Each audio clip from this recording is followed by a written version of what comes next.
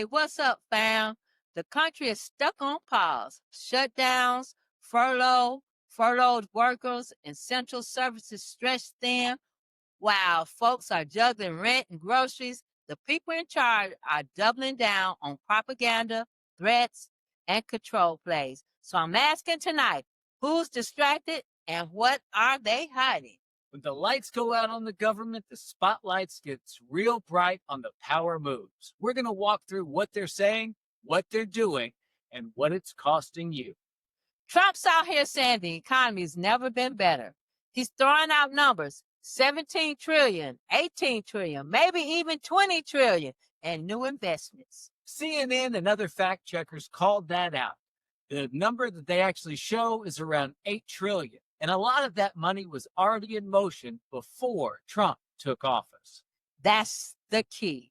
He's taking credit for momentum that existed before he even got in office. Like I always say, my son done before he even got in. They're selling old deals like they new victories. Meanwhile, B, we're still in the shutdown. Federal workers furloughed, benefits delayed, small businesses losing contracts. If the economy is so hot, why are people still missing paychecks? That's the difference between a press conference and a paycheck.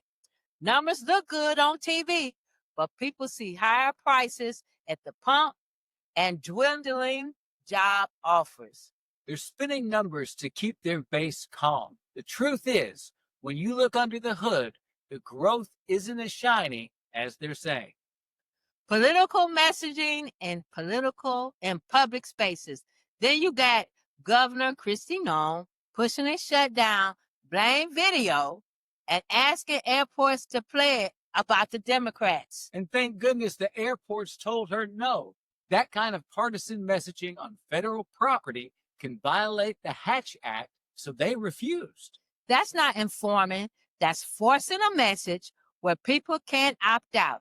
If your story's strong, you don't need to commandeer public spaces to shove it down people's throats.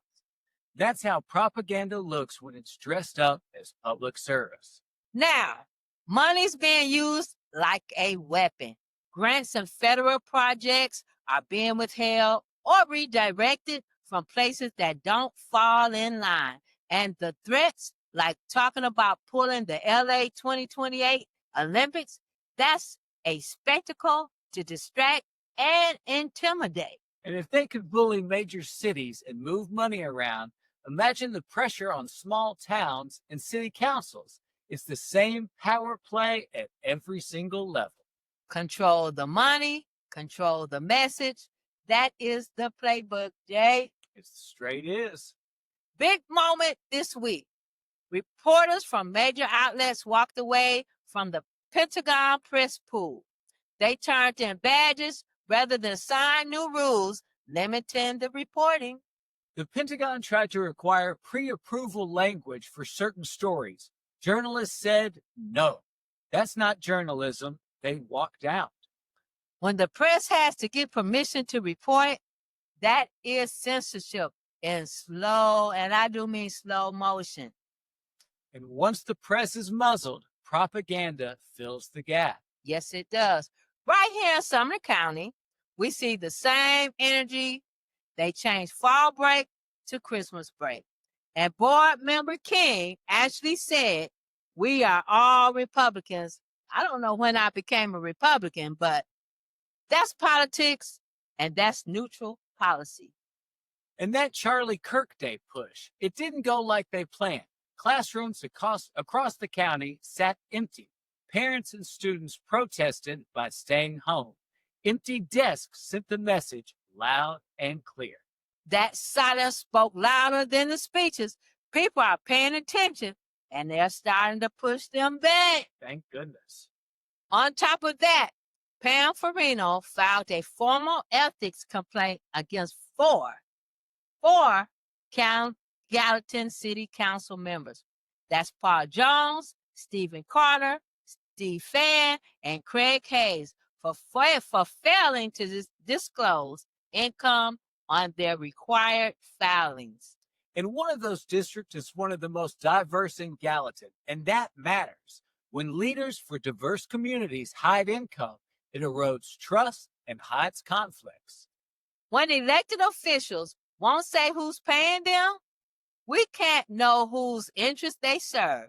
That's why we need public hearings and full disclosure, no exceptions at all. If you represent the people who you trust with their votes, you owe them transparency, period. I'm talking about clear transparency and the protection. The 1,000-foot buffer for churches and schools, they removed that. The rule got changed so a liquor store can be in compliance now. Now, did they move the rule or did they just hide the rule? That's what we've got to know. That vote is coming up this Tuesday. The owner is technically in compliance, we think, because the protection is gone. That's when we need to call every council member and demand those protections be returned or be spotlighted. Call them, text them, email them. Ask why anyone is abstaining. Silence is a vote too. Protect the kids and the churches. Make your voice heard.